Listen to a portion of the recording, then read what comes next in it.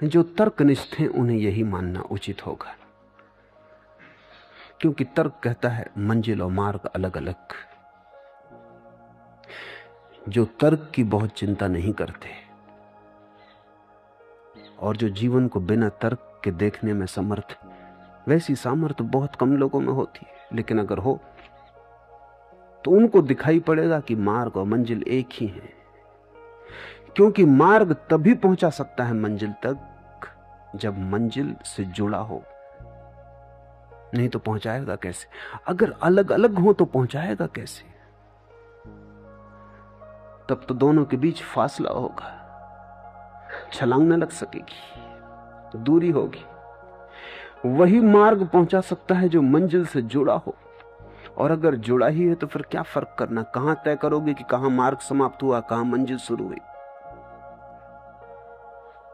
इसलिए महावीर का बड़ा अद्भुत वचन है कि जो चल पड़ा वो पहुंच ही गया। जरूरी नहीं तुम जैसे चलने वाले हो तो बीच में बैठ जाएंगे कि लोग महावीर को गलत सिद्ध कर देते, लेकिन महावीर के कहने में बड़ा सार है। जो चल पड़ा वो पहुंच ही गया, क्योंकि जब तुम चले, पहला कदम भी उठाया, तो पहला कदम भी तो मंजिल को ही छू रहा है, कितनी ही दूर हो, लेकिन एक कदम कम हो गई, पास आ गई। लाओजू ने कहा है, एक एक कदम चल के हजारों मील की यात्रा पूरी हो जाती। तो ऐसा थोड़ी है कि यात्रा तभी पूरी होती जब पूरी होती, जब तुम चले तब भी पूरी होनी शुरू हो जाती। इंच इंच चलते हो, कदम कदम चलते हो, बूंद बूंद चलते हो, सागर चुक जाता है एक एक बूंद से। तुम्हारे ऊपर निर्भर है। अगर बहुत तर्कनिष्ठ मन है और तुम ऐसा मानना चाहो कि मार्ग अलग मंजिल अलग, ऐसा मान लो। अगर दृष्टि और साफ सुथरी है, तर्क के ऊपर देख सकते हो और विरोधाभास से कोई अड़चन नहीं आती, तो मार्ग ही मंजिल है, ऐसा मान लो। दोनों बातें सही हैं, क्योंकि दोनों बातें एक ही सत्य को देखने के दो ढंग हैं। मार्ग अलग है मंजिल से, क्योंकि मार्ग पहुंचाएगा और मंजिल वो है जब तुम पहुंच गए। मार्ग वो है जब तुम चलोगे, मंजिल वो है जब तुम पहुंच गए और चलने की कोई जरूरत ना रही। अलग अलग है, दोनों एक भी है,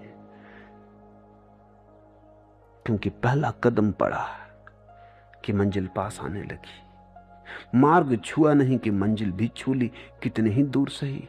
किरण को जब तुम छूते हो, सूरज को भी छू लिया, क्योंकि किरण सूरज का ही फैला हुआ हाथ है।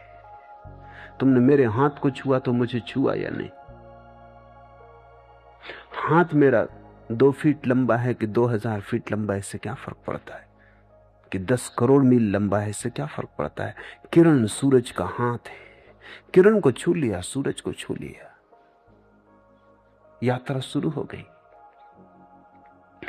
एक बात पर ही मेरा जोर है कि तुम बैठे मत रहो, क्योंकि विचार करने की एक हानि है कि विचारक सिर पे हाथ लगा के बैठ जाता, सोचने लगता है। कुछ करो।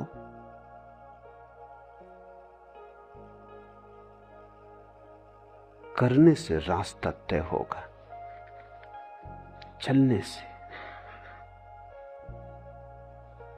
कई बार मैं देखता हूं बहुत लोगों को, वो विचार ही करते रहते, समय खोता जाता है। कभी कभी बूढ़े लोग मेरे पास आ जाते हैं, वो अभी भी विचार कर रहे हैं कि ईश्वर ने दुनिया बनाई या नहीं। तुम अब कब तक ये विचार करते रहोगे? बनाई हो तो, न बनाई हो तो। जीवन को जानने के लिए कुछ करो।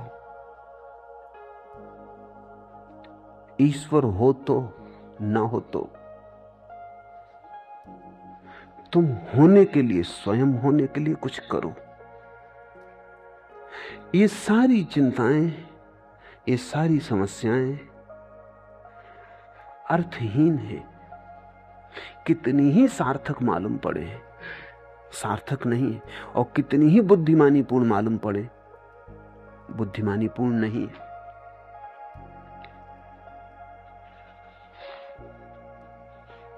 बेखुदी में हम तो तेरा दर समझकर झुक गए। अब खुदा मालूम वो काबा था या बुतखाना था, वो मंदिर था या मस्जिद थी, ये परमात्मा पर ही छोड़ देते हैं। हम तो झुक गए, बेखुदी में हम तो तेरा दर समझकर झुक गए। हमने तो अपनी विनम्रता में, अपने निरहंकार में सिर झुका दिया। अब खुदा मालूम वो काबा था या बुतखाना था। अब ये खुदा सोच ले कि मस्जिद थी कि मंदिर था कि काशी था कि काबा था। ये चिंता साधक की नहीं, ये चिंता पंडित की है कि कहां झुके। जरा फर्क समझना, बारीक है और नाजुक है, समझ में आ जाए तो बड़ा क्रांतिकारी है। पंडित पूछता है कहां झुके, साधक पूछता है झुके। पंडित का जोर है कहां, पंडित पूछता है किस चीज के सामने झुके, काबा था कि काशी।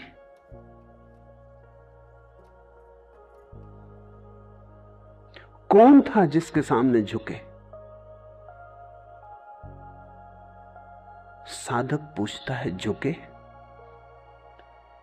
साधक की चिंता ये झुकाव आया, नम्रता आई, झुकने की कला आई। इससे क्या फर्क पड़ता है कहां झुके। झुक गए, जो झुक गया उसने पा लिया। इससे कोई भी संबंध नहीं कि वो कहां झुका।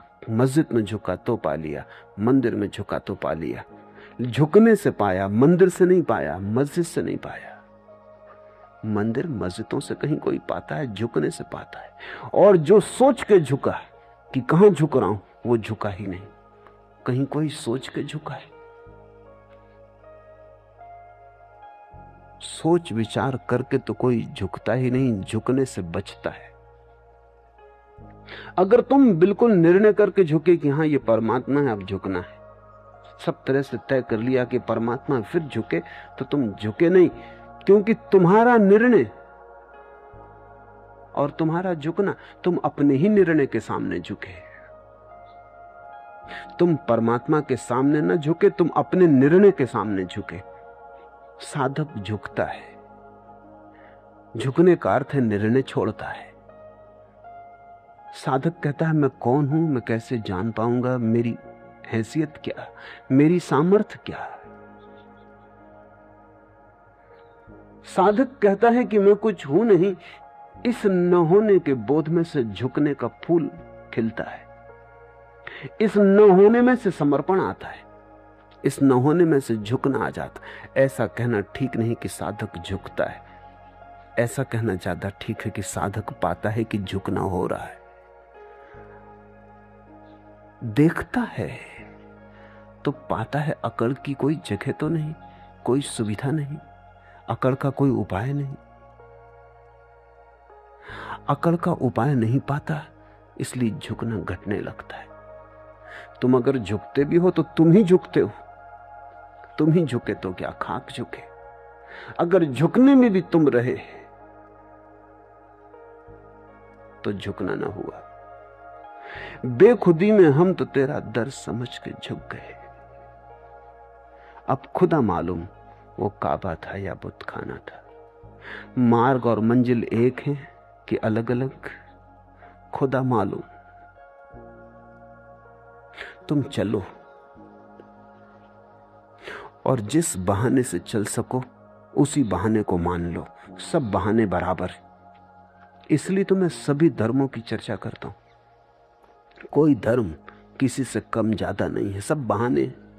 खूंटियां हैं मकान में, किसी पे भी टांग दो अपने कपड़े, कृपा करो टांगो। खूंटियों का बहुत हिसाब मत रखो कि लाल पे टांगेंगे कि हरी पे टांगेंगे। हरी होगी इस्लाम की खूंटी, लाल होगी हिंदुओं की खूंटी, तुम टांगो। क्योंकि धार्मिक को टांगने से मतलब है, खूंटियों से मतलब नहीं। खुदा मालूम कि वो काबा था या बुतखाना था।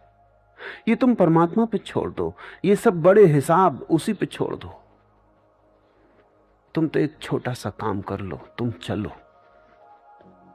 लेकिन लोग बड़े हिसाब में लगे, बड़ी चिंतना करते, बड़ा विचार करते, बड़ी होशियारी में लगे कि जब सब तय हो जाएगा बौद्धिक रूप से और हम पूरी तरह से आश्वस्त हो जाएंगे, तब तो तुम कभी ना चलोगे। तुम जिंदगी भर जिंदगी का सपना देखोगे, तुम जिंदगी भर जीने का विचार करोगे, जी ना पाओगे। तैयारी करोगे लेकिन कभी तुम जा ना पाओगे यात्रा पर। बोरिया बिस्तर बांधोगे, खोलोगे, बांधोगे, खोलोगे।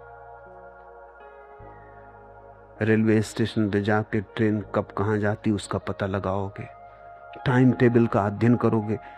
तुम्हारे वेद, तुम्हारे कुरान टाइम टेबल, ज्यादा कुछ भी नहीं। उनका बैठ के तुम अध्ययन करते रहो। टाइम टेबल से कहीं कोई यात्रा हुई? कुछ लोगों को मैं देखता था जब मैं सफर में होता था, वो बैठे हैं अपने टाइम टेबल का ही अध्ययन कर रहे हैं। वेद पाठी कहना चाहिए, ज्ञानी पंडित टाइम टेबल का अध्ययन कर रहे हैं, उसी को उलट रहे हैं। नक्शों को रखे बैठे रहोगे। नक्शों से कभी किसी ने यात्रा की?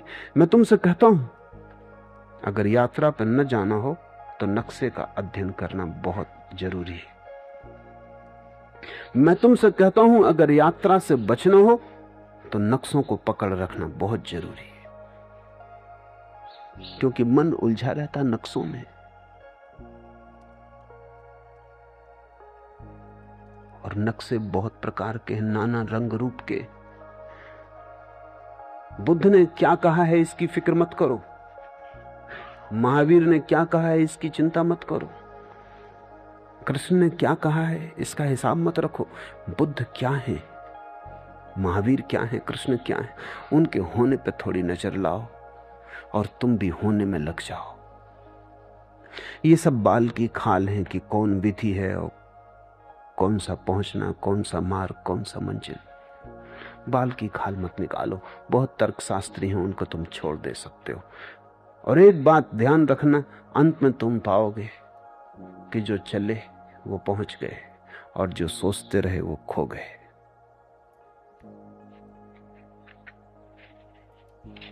साधक एक कदम की चिंता करता है, एक कदम चल लेता है फिर दूसरे की चिंता करता है। चीन में कहानी है कि एक आदमी वर्षों तक सोचता था कि पास में एक पहाड़ पर तीर्थ स्थान था, वहां जाना है। लेकिन कोई 3-4 घंटे की यात्रा थी, 10-15 मील का फासला था। वर्षों तक सोचता रहा, पास ही था, नीचे घाटी में ही रहता था, हजारों यात्री वहां से गुजरते थे।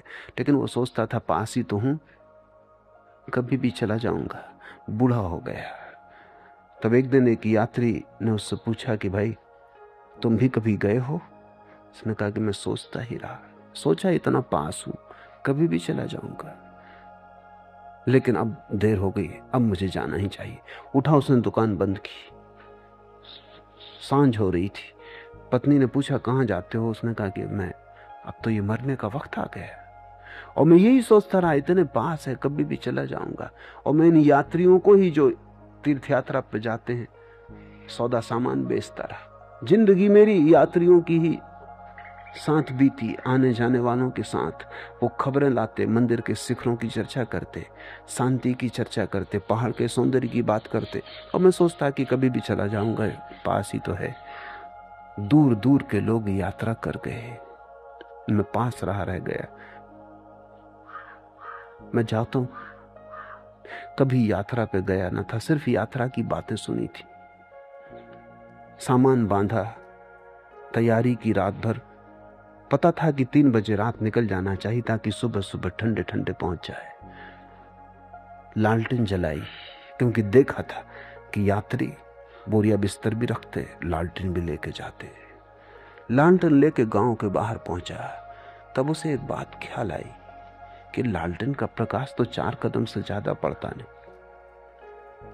15 मील का फासला है, 4 कदम तक पड़ने वाली रोशनी साथ, ये 15 मील की यात्रा कैसे पूरी होगी? घबरा के बैठ गया, हिसाब लगाया। दुकानदार था, हिसाब किताब जानता था। 4 कदम पड़ती है रोशनी, 15 मील का फासला है, इतनी सी रोशनी से कहीं जाना हो सकता है। घबरा गया। हिसाब बहुतों को घबरा देता है। अगर तुम परमात्मा का हिसाब लगाओगे घबरा जाओगे, कितना फासला है, कहां तुम, कहां परमात्मा। कहां तुम, कहां मोक्ष, कहां तुम्हारा कारागृह और कहां मुक्ति का आकाश बहुत दूर है। तुम घबरा जाओगे, पैर कब जाएंगे, बैठ जाओगे, आश्वासन खो जाएगा, भरोसा टूट जाएगा। पहुंच सकते हो, ये बात ही मन में समाएगी ना। उसके पैर डगमगा गए, वो बैठ गया। कभी गया न था, कभी चला न था, यात्रा न की थी, सिर्फ लोगों को देखा था आते जाते, तो उनकी नकल कर रहा था। तो लालटेन भी ले आया, सामान भी ले आया था। कहते हैं पास से फिर एक यात्री गुजरा, उसने पूछा कि तुम यहाँ क्या कर रहे हो? उस आदमी ने कहा मैं बड़ी मुसीबत में हूं, इतनी सी रोशनी से इतने दूर का रास्ता, 15 मील का अंधकार, 4 कदम पड़ने वाली रोशनी, हिसाब तो करो। उस आदमी ने कहा हिसाब किताब की जरूरत नहीं, उठो और चलो। मैं कोई गणित नहीं जानता, लेकिन इस रास्ते पे बहुत बार आया गया हूं, और तुम्हारी लालटेन तो मेरी लालटेन से बड़ी।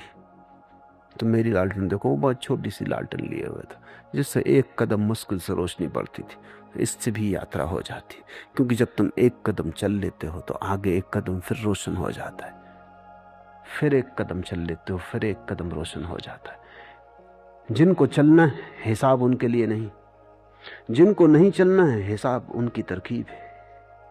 जिनको चलना है वो चल पड़ते हैं, छोटी सी रोशनी पहुंचा देती। जिनको नहीं चलना है वो बड़े अंधकार का हिसाब लगाते, वो अंधकार घबरा देता है, पैर डगमगा जाते। साधक बनो, ज्ञानी नहीं। साधक बिना बने जो ज्ञान आ जाता है वो कूड़ा करकट है, साधक बन के जो आता है वो बात ही और है। महावीर ठीक कहते हैं, जो चल पड़ा वो पहुंच गया, वो ज्ञानी की बात है। उस ज्ञानी की जो चला है, पहुंचा है। महावीर के पास उनका खुद का दामाद उनका शिष्य हो गया था, लेकिन उसे बड़ी अड़चन होती थी। भारत में तो दामाद का ससुर पैर छूता है, तो महावीर को पैर छूना चाहिए दामाद का।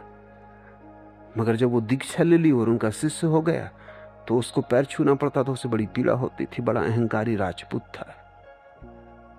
और फिर महावीर की बातों में उसे कई ऐसी बातें दिखाई पड़ने लगी जो असंगत है।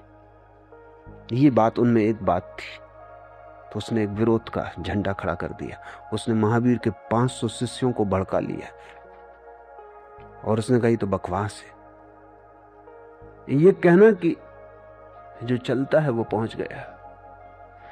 महावीर कहते थे अगर तुमने दरी खोलने के लिए, बिछाने के लिए खोली, खोलना शुरू की कि खुल गई। अब ये बात तो बड़ी गहरी थी, मगर बुद्धू बुद्धिमानों के हाथ में पड़ जाए तो बड़ा खतरा। उसने कहा इसको तो मैं प्रमाण दे सकता हूं कि बात बिल्कुल गलत है। वो एक दरी ले आया लपेट के, उसने कहा कि ये लो, हम खोल दिए, जरा सी खोल दी और फिर रुक गया। और महावीर कहते हैं खोली कि खुल गई। कहां खुली? उससे 500 आदमियों को भड़का लिया, महावीर के शिष्यों को। कभी कभी पंडित भी ज्ञानियों के शिष्यों को भड़का लेते, क्योंकि पंडित की बात ज्यादा तर्कपूर्ण होती है, वो ज्यादा बुद्धि को जचती है। बात तो जचेगी, क्या बात है। खोलने से कहीं खुलती है, बीच में भी रुक सकती। चलने से कहीं कोई पहुंचता है, बीच में भी तो रुक सकता है। महावीर करुणा के आंसू गिराए होंगे, लेकिन क्या कर सकते थे। सिद्ध तो वो भी नहीं कर सकते थे। ये करुणा के आंसू गिराए होंगे क्योंकि उन्हें पता है कि जो 1 कदम भी सत्य की तरफ चल पड़ा वो कभी नहीं रुकता है। मगर अब इसको समझाएं कैसे? क्योंकि सत्य का आकर्षण ऐसा है, तुम जो नहीं चले हो उनको खींच रहा है, जो चल पड़ा वो फिर कभी नहीं रुकता है। नहीं जो चले हैं वो भी खींचे जा रहे हैं, तो जो चल पड़ा है वो कहीं रुकने वाला है। जिसने जरा सा भी स्वाद ले लिया सत्य का, फिर सब स्वाद व्यर्थ हो जाते। जो सत्य की तरफ जरा सा झुक गया, सत्य की ऊर्जा, सत्य का आकर्षण चुंबक की तरह खींच लेता है। ये तो ऐसे ही है जैसे कि हमने छत से एक पत्थर छोड़ दिया जमीन की तरफ। महावीर ये कह रहे हैं कि पत्थर छोड़ दिया कि पहुंच गया। अगर मैं होता तो महावीर के दामाद को ले गया होता छत पे, दरी ना खुलवाई होती, क्योंकि दरी की बात मैं न करता, वो मैं भी समझता हूं कि वो झंझट हो जाएगी दरी में। तो एक पत्थर छोड़ देता और कहता छूट गया, पहुंच गया, क्योंकि बीच में रुकेगा कैसे? गुरुत्वाकर्षण है। हाँ, जब तक छत पर ही रखा हुआ है तब तक गुरुत्वाकर्षण कुछ भी नहीं कर सकता, जरा ढका दो। इसलिए मैं कहता हूं सत्य ऐसा है जैसे छत से कोई छलांग लगा ले। तुम एक कदम उठाओ, बाकी फिर अपने से हो जाएंगे। तुम्हें दूसरा कदम उठाना ही ना पड़ेगा, क्योंकि जमीन का गुरुत्वाकर्षण कर लेगा शेष काम। महावीर ठीक कहते थे, लेकिन महावीर कोई तार्किक नहीं है। महावीर हार गए ऐसा लगता है। रोए होंगे करुणा से कि ये पागल खुद भी पागल है और ये 500 और पागलों को अपने साथ लिए जा रहा है। महावीर जानते हैं कि जो एक कदम चल गया वो मंजिल पर पहुंच गया। कृष्णमूर्ति ने पहली किताब लिखी, the first and last freedom, उस किताब का नाम है पहली और आखिरी मुक्ति, क्योंकि पहले कदम पर ही आखिरी घट जाती है। वही महावीर कह रहे थे कि एक कदम उठा लिया कि मंजिल आ गई। जिन्होंने भी पहला कदम उठा लिया उनकी मंजिल आ गई। अब तुम पूछते हो कि मंजिल क्या और मार्ग क्या? चाहो 2 कर लो, चाहो 1 कर लो, असलियत तो यही है कि मार्ग ही मंजिल है, क्योंकि एक कदम उठाते ही पहुंचना हो जाता। तुम अगर नहीं पहुंचे तो ये मत सोचना कि हमने कदम तो बहुत उठाए, चूंकि मंजिल दूर है इसलिए नहीं पहुंच पा रहे। तुमने पहला कदम नहीं उठाया, इसलिए अटके हो। मगर अहंकार को बड़ी पीड़ा होती है मानने में कि मैंने पहला कदम नहीं उठाया। ये बात ही गलत लगती। कदम तो हमने बहुत उठाए, मार्ग लंबा है, मंजिल दूर है, इसलिए नहीं पहुंच रहे। अहंकार को उसमें सुविधा है कि मंजिल दूर है इसलिए नहीं पहुंच रहे। मैं तुमसे कहता हूं तुमने पहला कदम नहीं उठाया, अन्यथा तुम्हें कोई रोक सकता है? जिसने उठाया पहला कदम वो पहुंच गया। पहले कदम पर ही पहुंचना हो जाता है।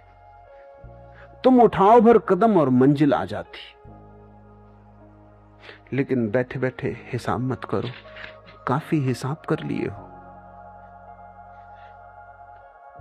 तथाता मार्ग भी है, मंजिल भी। तथाता का अर्थ क्या होता है? तथाता का अर्थ है सर्व स्वीकार का भाव। अहंकार संघर्ष है। अहंकार कहता है ऐसा होना चाहिए, ऐसा नहीं होना चाहिए। अहंकार कहता है यह रहा ठीक, वह रहा गलत।